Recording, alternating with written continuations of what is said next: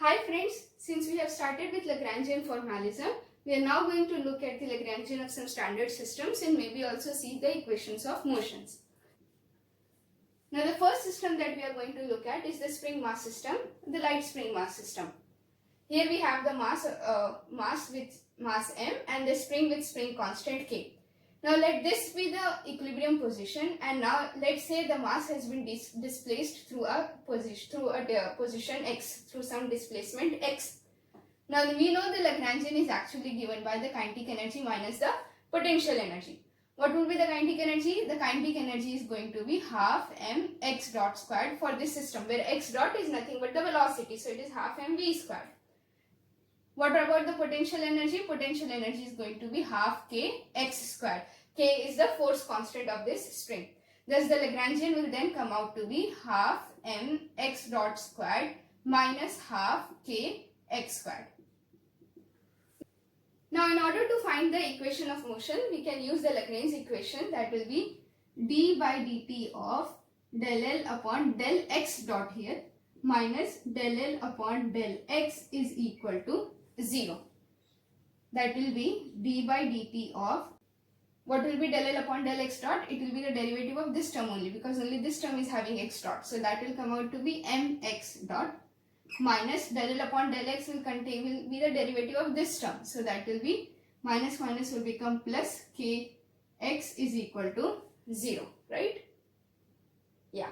So then we'll have m is a constant, and then we take the derivative of x dot. That will be x double dot. X double dot is nothing but the second order derivative of the position, the displacement, plus kx is equal to 0. So we'll have mx double dot is equal to minus kx, x double dot is equal to minus k by m into x. So this is the equation of motion for the given system. It is quite easy, right? Now we'll move on to the second system.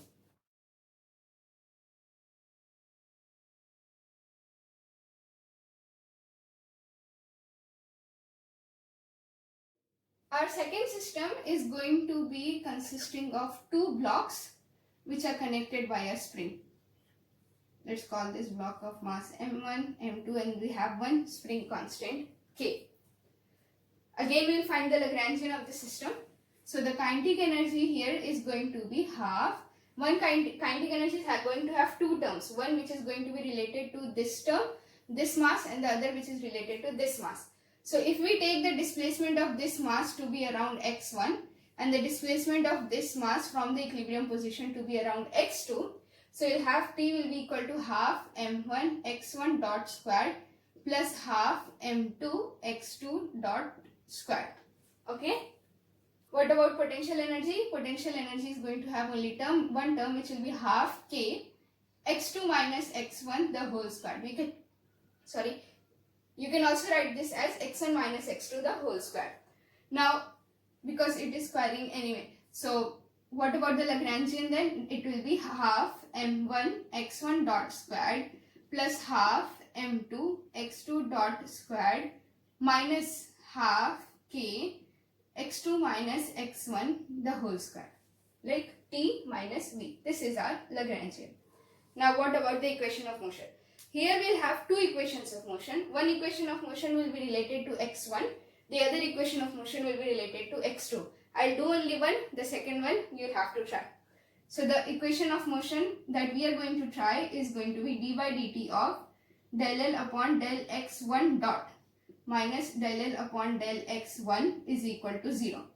The second equation of motion will be d by dt of del L upon del x2 dot minus del L upon del x2 is equal to 0. So let's do this one. That will be d by dt of del L upon del x1 dot means I'll take the derivative of only this term, because only this term is containing x1 dot here. So I'm going to have only mx1 dot minus del L upon del x1 will be the derivative of this entire term. So if you want, you can open this and solve this. So it comes out to be, so if I open this x2 minus x1 the whole squared, it will be this x2 squared plus x1 squared minus 2x1 x2 The derivative of this with respect to x1 will be this and this, so that will be 2x1 minus 2x2. So we'll have k by 2 into 2x1 minus 2x2. 2 and 2 will get cancelled. We'll have k into x1 minus x2. So this will then become m1 x1 double dot. That is be the second order derivative of the displacement x1 into k x1 minus x2 is equal to 0. We'll have x1 double dot is equal to minus k by m x1 minus x2. This is one equation of motion. The second equation of motion will come when you solve this equation. This with respect to x2. You'll get a similar equation only. x2 double dot will be equal to, okay, and this is m1. We'll get x2 double dot is equal to minus k upon m2 x2 minus x1 instead of x1 minus x2.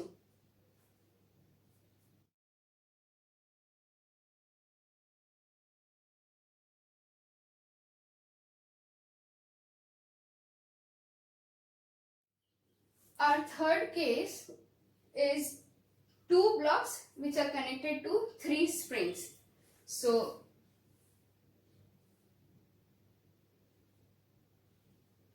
or you can make a block.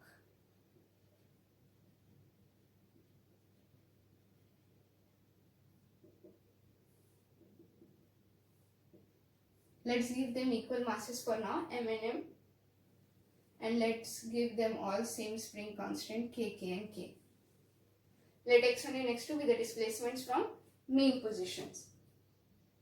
So now what will be the kinetic energy? The kinetic energy is going to have how many terms? Two terms, because you're having two masses. So it is going to be half m x1 dot squared plus half m x2 dot squared. What about the potential energy? Potential energy, if you consider for this spring, how much it will be? It will be half k x1 squared, because this spring, this first spring is extended only by k1, extended or compressed only by k1. But the second spring is having two displacements, both x2 and x1. So for the second spring, we can write half k x2 minus x1 the whole squared, or x1 minus x2 the whole squared, whichever you prefer. For the last spring, the third spring, the displacement is only x2. So this is going to be half k x2 squared. Now therefore, the Lagrangian is going to be t minus v, so it will be half m x1 dot squared plus x2 dot squared plus half k x1 squared plus x2 squared plus x2 minus x1 the whole squared. So this you can also write as half m x1 dot squared plus x2 dot squared plus half k x1 squared plus x1 squared. It will be 2 and 2 can get cancelled. We will have only x1 squared plus x2 squared minus x1 x2. Yeah. So this will be our final Lagrangian. Sorry, this is t minus v, right? So this is minus here and this is minus here. Yeah. So Lagrangian is actually t minus v. So we'll have x1 squared plus x2 squared minus x1 x2. What about the equation of motion? I'll let you do it. So the equation of motion is going to be simple, like in the second case that we had. Equation of motion is one equation of motion is going to be with respect to x1, the other equation of motion is going to be with respect to x2. Simple as that. Now let's move on to the fourth system.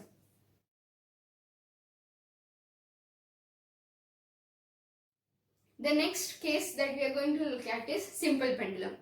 But for a pendulum, there are many different cases. For example, we have simple pendulum in 2 dimensions, then we have simple pendulum in 3 dimensions, that is also called as the spherical pendulum.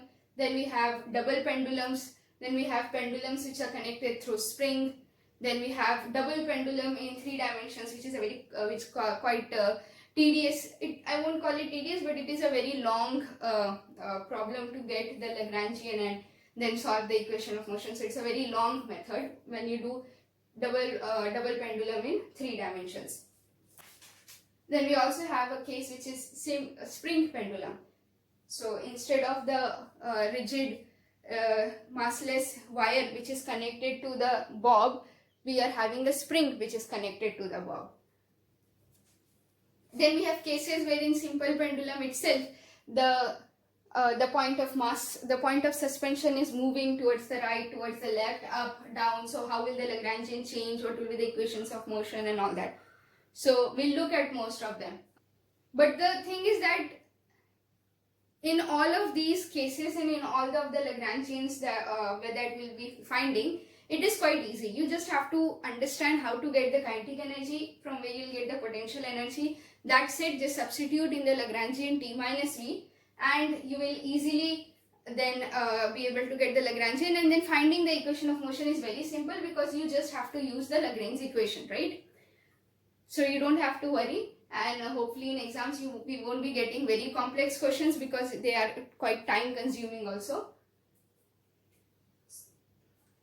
So let's begin.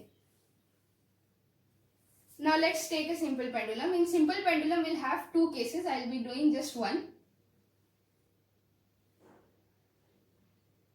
Now this is the bob, this is the inextensible springs, a massless string of length L. Let this be mass M, so there will be a groundward force mg acting here. Now let this angle be theta. Now there are two cases. One is that you can consider the potential energy of the system to be 0 here, that is at this point, or you can consider and then downward at this bottom. Then in that case, here the potential energy is going to be negative maximum, because I am taking my coordinates in this direction. This is my x coordinate, this is my y coordinate. Or what we can do is we can take the potential energy as 0 here, and we can take the, what you can say, potential energy will be then maximum, positive maximum here. Now what will be the difference in both of the two cases? Did you understand the two cases that I am talking about? For this simple pendulum case, you can take the potential energy to be 0 here, then the potential energy at this point is going to be negative maximum. Or you can consider the potential energy to be 0 here, such that at this point the potential energy is going to be a positive maximum. What is going to be the difference in the two cases?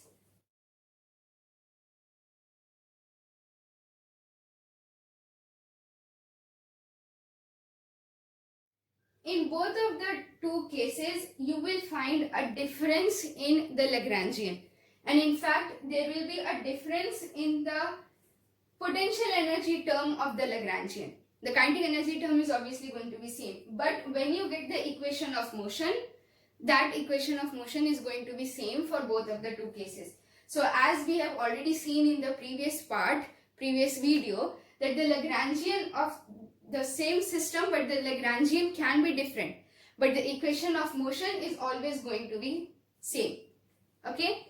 Now in this case that I am going to do, I am going to take the potential energy as 0 in here at this point. So you can see if this is 0 here, so downward here it is going to be y, and here it is going to be negative maximum. I want you to try to take the potential energy at 0 here and get the Lagrangian, also get the equation of motion, and then you will be able to see that both the equations of motion are actually similar, even though the potential energy term in the Lagrangian is going to be different. Okay, so now let's find the kinetic energy. Kinetic energy here is going to be, kinetic energy is half m x dot squared, half m y dot squared, half m z dot squared, right? Now here we don't have x and y, so you can directly find the kinetic energy in polar coordinates, or we can take this Cartesian coordinates and convert them into then polar coordinates. So I'll do that because it is easier to understand, and when you understand it, you can then directly apply the spherical coordinates. So what is going to be the x coordinate here for this point? For this point, the x distance is here, right? This is the x distance. This x distance is actually, if you take this as 90 degree, so this part is going to be L cos theta, this part is going to be L sin theta. So x is L sin theta. What about y? Y is 0 here, this is the negative direction, it will be minus L cos theta.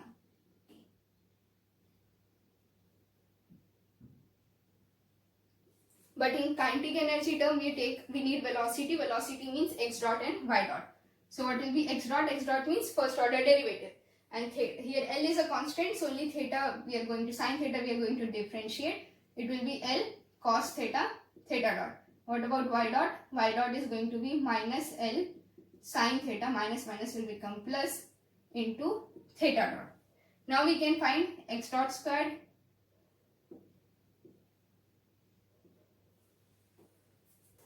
So x dot squared is going to be L squared theta dot squared cos squared theta, and y dot squared is going to be L squared theta dot squared sin squared theta.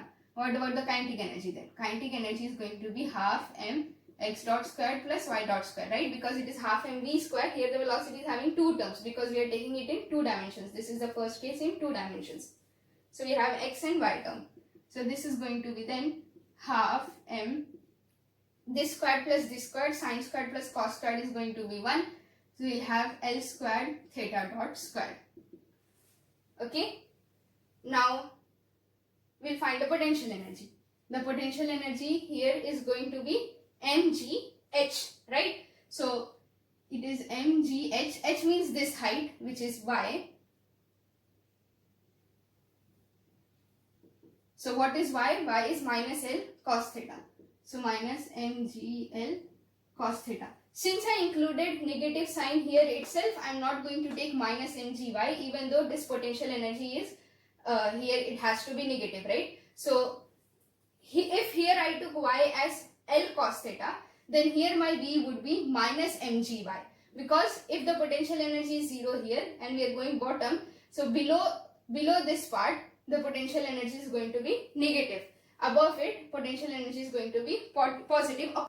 So then Lagrangian is going to be T minus V. That will be half m L squared theta dot squared plus mgl cos theta. Now here we can also get the Lagrange equation of motion, but the equation of motion here is going to be with respect to theta. So d by dt of del L upon del theta dot minus del L upon del theta is equal to 0. So we have d by dt of theta dot means only the first term. So m L squared, because m is a constant, L is also a constant, minus mgl cos theta will be minus plus mgl sin theta. This will be ml squared theta double dot plus mgl sin theta is equal to 0. M and m will get cancelled. We'll have theta double dot will be equal to minus g by L sin theta. And done. Here you can see this motion is in 2 dimensions and there are 2 coordinates r and theta. So if you look at polar coordinates, we will have 3 coordinates r, theta and phi, but since it is in 2 dimensions, we have only 2 coordinates r and theta. But here r is actually constant, which is equal to L, and this is constant, or you can say conserved. So only theta is the term which is actually changing as our bob moves. Therefore, we'll say that the degree of freedom of this system is only 1, which is theta. Now here what we did was we took x, y, wrote them in terms of theta, then we went to the kinetic energy T. Directly also you can write the kinetic energy in terms of and get this value as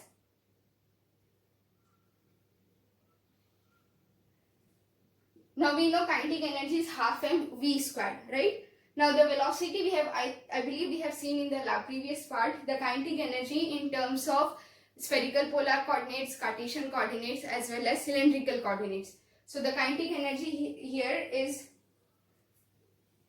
half m v squared is going to be r dot squared plus r squared theta dot squared plus r squared sin squared theta phi dot squared.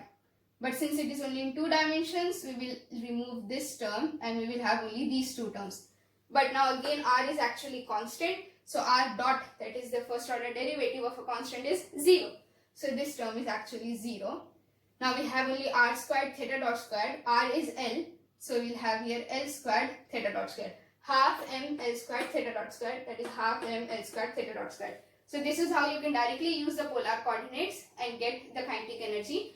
Or if the case is too complex or it is getting difficult or you're confused, so you can always start with the Cartesian coordinates and then move on to get the kinetic energy in terms of polar coordinates.